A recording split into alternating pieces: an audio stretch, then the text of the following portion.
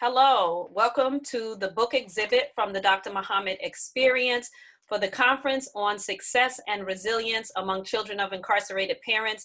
I hope you all are enjoying your days of information and your time with us as it relates to this qualitative national research study. Today, book exhibit, we have author meets critics, and we will give you guys an opportunity to get to know the authors so that you can understand the messages behind a lot of the important books that are being created for children of incarcerated parents. Specifically today, we will be discussing Anna's test. Look how beautiful the artwork is in the front, and I don't want to do a spoiler because we want you to go and purchase the book, but definitely beautiful, beautiful artwork, very colorful, and the stories are amazing. I'm not going to speak on the story. We actually have the author here with us today, Dr. Whitney, and I'll give her an opportunity to do a full introduction for you all. Hi, I'm Dr. Whitney Q. Hollins. I am the author of Anna's Test. I hold a PhD in urban education, and the focus of my dissertation was children with incarcerated parents, specifically looking at it from a strength-based perspective, highlighting positivity, resiliency. When I first started doing my study, which I started because I was directly impacted myself. My father was incarcerated for over 20 years. And then I started working with children, and I realized a lot of my children had incarcerated loved ones. So I decided that I was going to tackle this as a research topic. I was going to do my dissertation.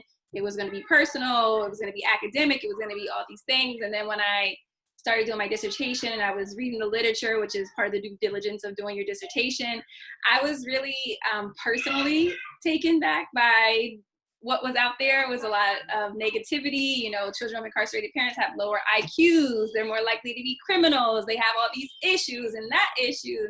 And for me, I was just kind of like, well, wow, that's not really describing my experience. Not to say that I never had any issues, but not issues that I felt were directly stemming from incarceration or that were that different from the normal issues that people have as they grow and become adults and things like that. So I just felt like I was reading that overall it was casting a very negative view of children of incarcerated parents. I thought about like, how would I feel if I was a teenager reading this, or if I was, you know, a middle school child reading this about myself, because even now I'm an adult and I'm kind of like, well, this isn't great.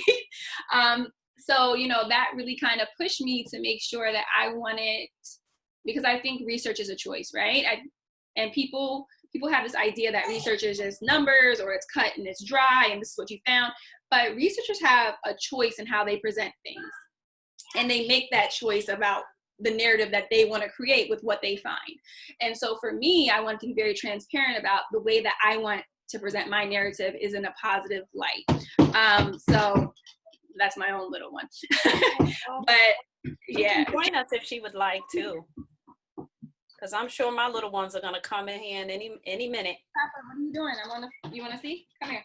I'm talking. All right, come here. Oh my goodness. Hi. Are you just like, okay, I see, I'm good. You want to go play? Okay. Oh. Okay, go ahead. So I wanted to make a really conscious choice to present in a positive way. And that's what I did, you know, with my study. It's really focused on not trying to sweep things under the rug or pretend that there aren't issues that are presented, because obviously there are, but to instead focus and highlight on the positive attributes of these children, and, you know, some of the beautiful things about their life, and even some of the skills that they developed from dealing with incarceration and all of the issues that that presents. And I think people don't look at that sometimes, you know, we do develop sometimes special skills in difficult times, and we learn how to navigate different situations. And I think with children of incarcerated parents, that they've learned a special skill set, and they've learned to navigate a lot of different situations just because of the difficulty that incarceration presents, not just in terms of missing their parents, but in the obstacles to visiting and how other people feel about it and the support you get or lack of support. So that's how I came to that point. And actually, Anna's test started as a class project when I was doing my dissertation in a critical childhoods course. And I was looking at the literature that was out there. And I wanted to create a positive story, but I also wanted to create a story that didn't have to be read like as a special topic, right? So, you know, I'm a teacher, so sometimes we'd have like a week on bullying, or we'd have a week on this, never on incarceration, but we had these topics, that social topics we would bring up, and we'd only spend that week on it. Wow. So for me, I was like, I want to create a book that you would look at and you just might want to pick up and read it. And it happens to be about incarceration, not specifically that you're picking it because it is about incarceration. Yeah. So that was important to me. So I was really focused on, you know, Anna being a multi-dimensional character who happens to have an incarcerated parent, versus the parental incarceration really being this defining topic for her, and we don't know anything about her outside of that. I like that. So that was one of the things. And then also presenting the situation as someone who has a relationship with their parent, and the ways that you can continue that relationship, or that it changes, it evolves, but still maintains throughout the incarceration. So that's where the idea came from. And it was actually really great because the illustrator of the book, and I know you mentioned the pictures and I love them too, because she did such an amazing job. But really, Kiki is a fashion designer. So like, she's on Netflix, Next in Fashion. She was on that show. She's actually a fashion designer, but her father was incarcerated. She's directly impacted. So she agreed to illustrate the book. Wow. And it was really great that it was able to come together where, you know, we were two directly impacted people working on this project and collaborating to put it out there. So. Yeah, wow, that's absolutely phenomenal. I love the idea and the concept behind the book, as well as your research, in the sense of wanting to highlight a full picture of an individual, a human who is very dynamic and, you know, just has this experience similar to other individuals. Specifically at the end of the book, the very last page, I believe it says that this story is dedicated to all directly impacted people who often have so much to share and so few places to do so. Can you talk to us a little bit more about that? Right. So another big thing for me was like lived experience as expertise. And I noticed that when I was doing my literature review that our voices were excluded. So the people who were directly impacted really weren't getting to have a say. Sometimes they would interview teachers, or sometimes they would interview staff, but it was never really actually the children or the caregivers. Those type of studies or literature, it was few and far between. So it was just like, we had all of this knowledge, we have all of this lived experience, we have all of these things, and I didn't really feel like for a lot of us we had a place at the table to have those conversations, really. And so I think that is really important. It was really important for me when I was doing my study that I included the children's voices as much as I can. Each of my participants has their own narrative section where they told a story, and it's not necessarily about incarceration. It could be if that's what they chose, but it was just something that they felt strongly about, that they were talking about, that we included, or that I included to, you know, represent them as a holistic person. But then, you know, other topics that they brought up that a lot of people don't think about, like, oh, you know, well, when I go to visit my dad, one of the young men told me, like, when I go to visit my dad, or I used to, I didn't like it because I felt like the guards were looking at me like I'm a threat. You know, I felt like they were eyeing me up like I should be there. Cause, you know, he was a sizable boy. He was a big boy. And I'm like, you know, we've talked about the adultification of Black males and Black youth and things like that. Just people having issues with going to see you, like, oh yeah, I would go to see, but they moved him this far away, proximity. So all these issues that people are catching on to now and that are trending now, you know, the people who live it have known for a long time that we need busing, that we need people closer, that, you know, we shouldn't be separating, that it is inhumane to have certain situations and people going to visit. And then it's important for people to be able to explain themselves, because sometimes the narrative gets spun by other people, right?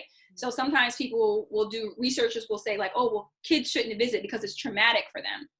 because the kids will say like, oh, I went to the visit and I was upset. But then when you speak to them, you know, they were upset because the guards told them they couldn't wear something, or they looked at them a certain type of way, or people were crying and they didn't feel comfortable crying in front of everyone. So it was really not the visit or seeing their parent that upset them, but the way the system was set up. And so I think that context is important. And sometimes people will take certain parts and utilize it for what their goal is, like as I said before, because like how they want to present their research and their narrative, instead of taking into context what the people are saying. Because really a lot of the youth and the children speak about these systemic barriers versus, oh, I think my parent is a bad parent because they're in prison and it makes me sad to see them. But some people will try to spin it like, oh, they don't want to visit because that's why. And it's like, no, you're not listening. They don't want to visit because all of these things that you've put in place made them feel uncomfortable when they go to visit. And those are two very different things. And so that's why I think it's important, you know, for the people who have experienced it to be able to speak and not to have one figurehead. Right. Because, you know, for me, it's, and I'm sure you know this, that sometimes when you're in a certain space and you're trying to advocate and you're trying to be a part of, you know, different things, that, you know, there may be like one person who's the face of something, or, you know, right. And so, and not to say that people don't have brilliant things to say, but I have to be humble enough to realize that like your situation isn't my situation. And so I can't speak to your situation, because when my father got locked up, him and my mom were already separated, and I was already used to living with my mom. And not to say that it wasn't a big deal, but it didn't change my life, versus someone whose mother may have gotten locked up and then they had to go to foster care, which is like some of the experiences of the children that I spoke to. And then she got put in the foster care system, and next came sexual abuse and physical abuse and getting sent away, which is a whole different realm. So I have to be humble enough to say that I can't tell everyone's stories, and the ones that were given to me to share, I try to share with care. But there's so many people with so many different experiences, which was why I thought it was great when you said like, this is a qualitative study, because I feel like people don't give qualitative studies the respect that they deserve. And it's just like, okay, there's only so much numbers are going to tell you about the situation. Numbers are valid to tell you how many children have incarcerated parents, even though those numbers aren't clear either. You know, or maybe how many kids are in foster care that have whatever. Those things could be helpful for context or for background information, but the people's stories are so varied that it's just difficult to capture any of that in a purely quantitative study about incarceration.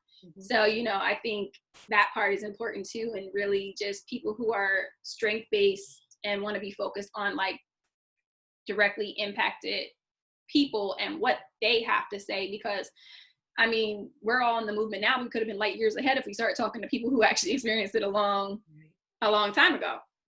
Right. Definitely well taken. For those individuals who are watching and are interested in reading your full dissertation, that are interested in purchasing the book, can you please share your social media handles, website information, and how they may be able to get in contact with you? Yes. So my social media, Twitter and Instagram is Doc Whitney Q, DocWhitneyQ. And my email address is the same, that's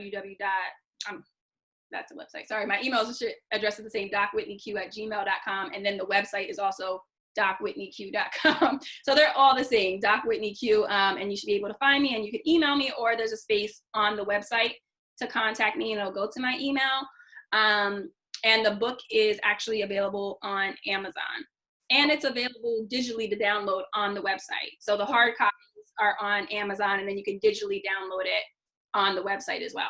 Okay, perfect. The other question is around those individuals who are viewing and are part of larger school districts. Do you offer bulk sales, and how do schools go about, or social workers go about getting bulk copies of your book?